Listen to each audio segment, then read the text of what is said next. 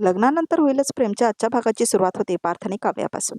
तर आता इथे काव्य विचार करायला लागते की त्या सायकलवाल्याने काय बोललेला असतो पार्थबद्दल. तर तो सायकलवाला बोललेला असतो ना, यांच्यासारखा भला माणूस नवरा म्हणून मिळायला भाग लागतं. नशीबवान आहेस, लई छान मनाचा आहे, जप त्याला.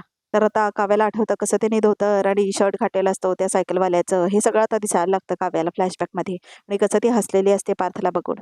तर आता पार्थने कसं तिला भरवलेलं असतं. तर आता काव्या आपल्या विचारातनं बाहेर येते. तर आता काव्या पार्थकडे बघते. खरंच असं असतं का देशमुख, असं म्हणते आता काव्या. तर आता पार्थ म्हणतो काय, तर काव्या म्हणते युनिव्हर्स असं जुगाड करत असतं का, असं म्हणते आता काव्या. जुगाड म्हणजे काय म्हणायचं काय तुम्हाला, कळलं नाही मला, असं म्हणत होता पार्थ. म्हणजे एखादी गोष्ट घडावी म्हणून मुद्दाम काही गोष्टी घडवून आणत असतं का युनिव्हर्स, असं म्हणते तर काव्या. हो, असू शकेल असं म्हणत होता पार्थ. आणि पॉसिबिलिटीज आहेत.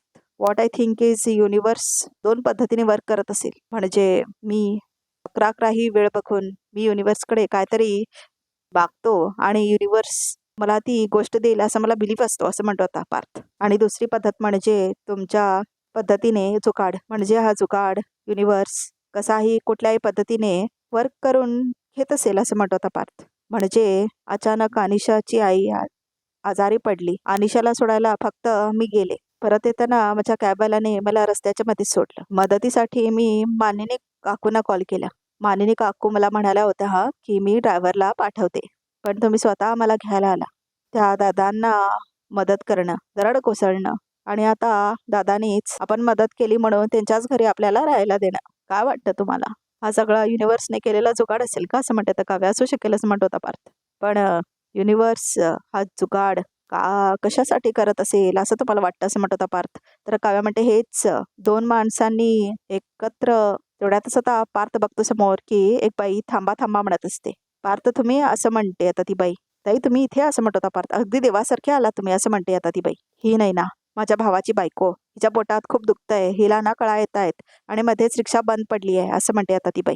तुम्ही चला गाडीत बसा, असं म्हणत होता पार्थ. आणि त्या बाईला आता गाडीत बसून घेतात काव्य आणि पार्थ. काव्या दार लावून घ्या असं म्हणतो आणि आता ती दार लावते आणि आता काव्या जाऊन बसते आपल्या जागेवर. तर आता पार्थ ड्राईव्ह करून घेऊन जातो त्या बाईला. तर आता नंदिनी निघत असते आपल्या खोलीतून. तर जीवा म्हणतो नंदिनी कुठे चालली आहेस, जिथे कुठे चालली आहेस तिथे एकट्याने जाऊ नकोस, मी येतोय तुझ्यासोबत, असं म्हणतो आता जीवा. आय विल मॅनेज जीवा, असं म्हणते आता नंदिनी. आणि काय लागलं तर मी तुम्हाला नक्की फोन करेन, असं म्हणते आता नंदिनी. अगं असं काय करतेस, असं म्हणतो जीवा. मागच्या वेळेसारखी कुठल्या प्रॉब्लेममध्ये अडकलीस तर काय करणार आहेस, असं म्हणतो आता जीवा. फोन करण्याची संधी तरी मिळायला हवी ना, असं म्हणतो आता जीवा. आणि जरी का मिळाली तर मी वेळेवर पोचायला हवं ना. मी ऐक माझं, मी येतो तुझ्यासोबत, असं म्हणतो आता जीवा. प्लीज जीवा, मी तुम्हाला रिक्वेस्ट करते, मला तुम्हाला त्रास होऊ द्यायचं नाही आहे, असं म्हणते आता नंदिनी. मलाही तुला कुठलाही त्रास होऊ द्यायचा नाही आहे नंदिनी, कळत का नाही आहे तुला, असं म्हणतो आता जीवा. मला काहीच होणार नाही, असं म्हणते नंदिनी. मी माझी काळजी घेईन, प्लीज प्लीज ट्रस्ट मी, असं म्हणते नंदिनी. तर आता नंदिनी जात असते तिथून. पण नेमकं कुठं जातेस तू, असं म्हणतो आता जीवा नंदिनीला. तर नंदिनी पाठीमागे वळून बघते.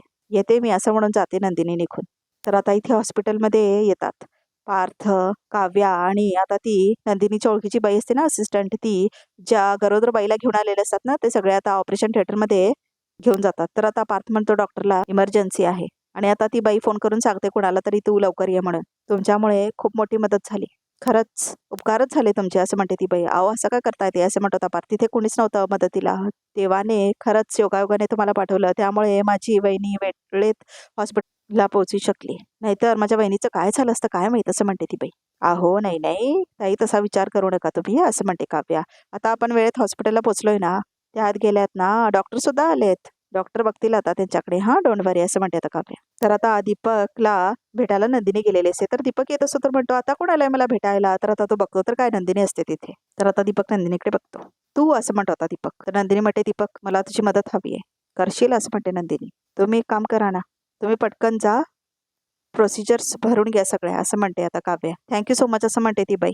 जावा आणि प्रोसिजर कम्प्लीट करा, असं म्हणते आता काव्या. एक्सक्यूज मी, असं म्हणते आता डॉक्टर आणि म्हणते की ताबडतोब तुमच्या पेशंटला इथून हलवावं लागेल. काय, असं म्हणते आता ती बाई. हलवावं लागेल म्हणजे आम्ही जस्ट पेशंटला चेक केलंय, त्यांची कंडिशन खूप क्रिटिकल आहे, असं म्हणतात डॉक्टर. बाळाच्या मानेभोवती नाळीची वेडी पडली, त्यामुळे बाळाच्या आणि आईच्या जीवाला धोका निर्माण होऊ शकतो. अहो असं काय बोलताय डॉक्टर, असं म्हणते आता ती बाई. प्लीज तुम्ही काही करा, पण प्लीज तिचा जीव वाचवा हो, मी तुमच्या पाया पडते हो प्लीज, असं म्हणते ती बाई. ताई ताई तुम्ही पॅनिक होऊ नका, शांत व्हा. डॉक्टर ऐका ना, कंडिशन क्रिटिकल आहे हे ठीक आहे, पण त्याच्यावर काहीतरी उपचार करू शकता ना तुम्ही, असं म्हणते आता काव्या. हो ऑफकोर्स उपचार करू शकतात, पण आमच्या हॉस्पिटलमध्ये नाही असं म्हणते आता ती बाई, डॉक्टरीन बाई. कारण ह्यांची अर्जंट बेसिसवर डिलिव्हरी करावी लागणार आहे आणि सर्जरी करणारे जे डॉक्टर आहेत ते अनफॉर्च्युनेटली सुट्टीवर आहेत असं म्हणतात डॉक्टर. अहो मग दुसऱ्या हॉस्पिटलमधले सर्जन बोलून घ्या असं म्हणत होता पार्थ. सर, इतर हॉस्पिटलचे सर्जन आपल्या हॉस्पिटलमध्ये सर्जरी करायला कसे येतील? ते आमच्या पॉलिसीमध्ये बसत नाही म्हणून सांगते आहे. पेशंटची सिच्युएशन आणखी क्रिटिकल होण्याआधी तुम्ही दुसऱ्या हॉस्पिटलमध्ये त्यांना घेऊन जा असं म्हणतात डॉक्टर. तुम्ही एखादा हॉस्पिटल सजेस्ट करा म्हणजे आम्ही तिथे जाऊ आणि आमच्या पेशंटला तिथे घेऊन जाऊ असं म्हणतो पार्थ. दुसऱ्या हॉस्पिटलची इन्फॉर्मेशन आम्ही कशी काय देऊ शकेन? तुम्हालाच जाऊन बघावं लागेल असं म्हणते ती डॉक्टर. अरे असं काय बोलताय तुम्ही डॉक्टर असं म्हणते तर काव्या. तुम्ही असं सांगताय मला आमच्या पेशंटला इकडून तिकडे शिफ्ट करायचं वगैरे, पण घेऊन जाताना त्या पेशंटच्या जीवाला धोका निर्माण होऊ शकतो ना असं म्हणते तर काव्या. मग डॉक्टर आहात ना तुम्हीच आम्हाला गाईड करा ना प्लीज असं म्हणते तर काव्या. अहो जर मी का डॉक्टर असले तरी ह्या केसमध्ये गायनेकोलॉजिस्ट आणि न्यूरो गायनेकोलॉजिस्ट दोन्ही लागतात आणि ते नेमके सुट्टीवर गेले तसं म्हणते ती डॉक्टर. हे बघा मी सांगते तुम्हाला, तुम्ही तुमच्या पेशंटला इथून लवकरात लवकर घेऊन जावा, बोलण्यात वेळ वाया घालू नका असं म्हणते डॉक्टर. असं कसं घेऊन जा असं म्हणते आता काव्या. कसं घेऊन जायचं आम्ही आमच्या पेशंटला? काय बोलताय तुम्ही? तुमचं तुम्हाला कळतंय का असं म्हणते आता काव्या. अहो मी मगासपासून तुम्हाला तेच सांगते आहे की आमचा पेशंट आम्ही इकडून दुसऱ्या हॉस्पिटलमध्ये घेऊन जायला लागलो तर वाटेत त्याच्या जीवाला धोका आहे असं म्हणते आता काव्या. आहे की नाही? वाटेत आमच्या पेशंटला काय झालं तर काय करायचं आम्ही असं म्हणते आता काव्या. कोण घेणार आहे त्यांच्या जीवाची जबाबदारी? तुम्ही घेणार आहात असं म्हणते आता काव्या. अहो तुम्ही डॉक्टर आहात, तुम्ही गाईड तरी करा ना आम्हाला. आम्ही दुसऱ्या कुठल्या हॉस्पिटलमध्ये जाऊ शकतो आणि मुळात हे सगळं करण्यापेक्षा तुमचं हॉस्पिटल बाकी हॉस्पिटलशी कनेक्टेड असेल ना असं म्हणते आता काव्या. तिथून सर्जन्स बोलवा आणि सगळे प्रोसिजर सुरू करा असं म्हणते काव्या. अहो ते तर जर शक्य असलं असतं तर प्रयत्न केलेच असते ना आपण असं म्हणते आता ती डॉक्टर. अहो केले असते तर गेली 15 मिनिटं आमचा पेशंट आत घेऊन गेला, चेक केलं, बाहेर आला तर आम्हाला सांगितलं तुमचा पेशंट क्रिटिकल आहे, तुम्ही त्याला घेऊन जा, शिफ्ट करा. मग तुम्ही काय प्रयत्न केले तसं म्हणते आता काव्या. तर पार्थ खूप खुश होतो हे ऐकून. हे बघा मॅडम, हॉस्पिटलमध्ये येणारा कुठलाही माणूस आनंदाने इथे येत नाही असं म्हणते आता काव्या. त्या पेशंटवरती त्या पेशंटच्या नातेवाईकांवरती काय वेळेली असते याचा जरा विचार करा असं म्हणते आता काव्या.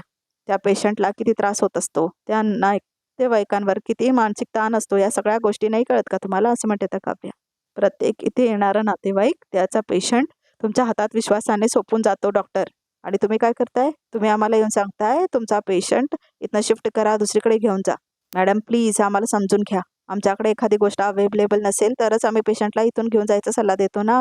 असं काय बोलताय तुम्ही असं म्हणते आता डॉक्टर. तर आता काव्या म्हणते, अच्छा मला सांगा बरं मग काय प्रयत्न केले तो तुम्ही स्वतःहून? तुम्ही काही डॉक्टर्सना कन्सल्ट करायचे होते, त्यांना कन्सल्ट केलेत का? इथे डॉक्टर्स यायचे होते त्यांना तुम्ही कॉन्टॅक्ट केलेत का? तुम्ही काहीच प्रयत्न केले नाही तसं म्हणते आता काव्या. आणि जितक्या तत्परतेने तुम्ही येऊन मला सांगितलं तितक्याच तत्परतेने आमच्या पेशंटवर उपचार करण्याची तत्परता दाखवलीत तुम्ही असं म्हणते काव्या. नाही दाखवलीत. डॉक्टर आहात ना तुम्ही, प्रत्येक डॉक्टर ओथ घेतो, तुम्ही घेतली असेल. काय असते ती शपथ? मी कितीही बिझी असलो आणि माझ्या समोर एक पेशंट आला तर माझी कामं सोडून मी त्या पेशंटला प्रायोरिटी देईन, हीच असते ना तुमची शपथ. काय झालं त्याचं? कसं आहे ना डॉक्टर, शब्द देता येत नसेल, शब्द पाळता येत नसतील ना तर त्या तसल्या शब्द घ्यायचंच नाही. लोक तुम्हाला देव म्हणतात ना, तर तुम्ही पण तोंड फिरवायला लागला तर आमच्यासारख्या माणसांनी कुणाकडे बघायचं असं म्हणते काव्या. काय करायचं आम्ही? आमचा पेशंट आम्ही विश्वासाने तुमच्याकडे घेऊन येणार आणि तुम्हाला उडवाउडवीची उत्तरं देणार. आणि मुळात तुम्ही जितके सहजपणे आम्हाला सांगताय ना तुमचा पेशंट तुम्ही इकडून तिकडे शिफ्ट करा, इतकं सहज शक्य नसतं ते नातेवाईकांसाठी. त्या पेशंटच्या नातेवाईकांना 100 मदतीचे हात मागायला लागतात असं म्हणते काव्या. आपल्याकडे प्रॉब्लेम काय माहितीये? आपल्याकडे ॲम्ब्युलन्स सुद्धा वेळेत पोचत नाही, आणि नशीब चांगलं म्हणून एखाद्याला ॲम्ब्युलन्स मिळाली तरी बरेचदा तो पेशंट हॉस्पिटलमध्ये पोचायच्या आधीच ॲम्ब्युलन्समध्येच ते गवला जातो. प्रत्येक पेशंट त्याच्या शारीरिक वेदनेतनं जात असतो, प्रत्येक नातेवाईक मानसिक तणावातनं जात असतो, आणि तुम्ही काय उत्तर देता त्यांना? तुमचा पेशंट तुम्ही या हॉस्पिटलमधनं दुसऱ्या हॉस्पिटलमध्ये शिफ्ट करा, आम्ही उपचार नाही करू शकत असं म्हणते आता काव्या. हे बघा मॅडम, माझं जरा ऐकून घ्या असं म्हणते आता ती डॉक्टर. मला नाही ऐकायचं असं म्हणते आता काव्या. तुम्ही वाटेल ते करा पण माझा पेशंट वाचला पाहिजेत असं म्हणते आता काव्या. विषय संपला. जबाबदारी झटकू नका मॅडम, जमलं तर जबाबदार व्हा. तर आता पार्थला खूप आनंद होत असतो हे सगळं ऐकून. छोटा प्रयत्न करून बघा, आमचा पेशंट वाचवता येतो का? एकदा प्रयत्न केलात तरी चालेल, पण तो तरी करा आणि किमान असं म्हणते आता काव्या. आई होणार आहे ती बाई, एक स्त्री असून कळत नाही तुम्हाला? पुन्हा एकदा जन्म होणार आहे त्या बाईचा आई म्हणून. तुम्ही जी जबाबदारी झटकताय ना त्यामुळे त्या बाईचा, आईचा जन्म आणि तिच्या बाळाचा जन्म, हे दोन्हीही जन्म तुम्ही नाकारताय हे लक्षात ठेवा असं म्हणते आता काव्या.